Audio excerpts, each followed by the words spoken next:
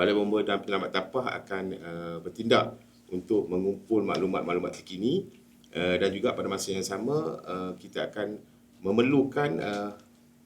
sekiranya terdapat input-input terbaru lah, penemuan-penemuan terbaru yang dibantu oleh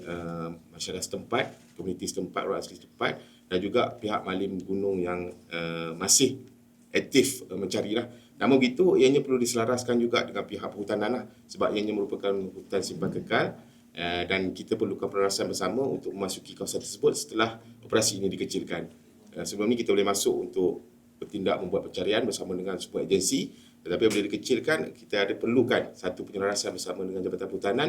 cara mana dan bagaimana pasukan-pasukan yang kecil ini untuk masuk, kecuali penduduk setempat memang mereka boleh masuk lah. Tetapi maksudnya ada sukarelawan yang nak masuk, perlu melaporkan dengan pihak perhutanan dan juga pihak Jabatan Bomba lah. Dan pada masa sama kita juga masih ada lagi 8 orang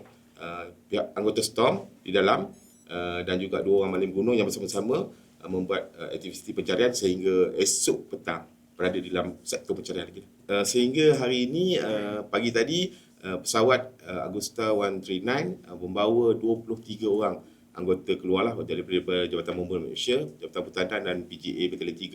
3 kembali selamat keluar, dan ada satu kumpulan kecil iaitu anggota EA 10 orang, 8 orang STORM dan juga 2 orang MGP yang masuk semula untuk buat swab di satu sektor yang cuba kita kena pastikan, tapi berhampiran dengan puncak Gunung Batu Putih itu sendirilah, mana kawasan pencarian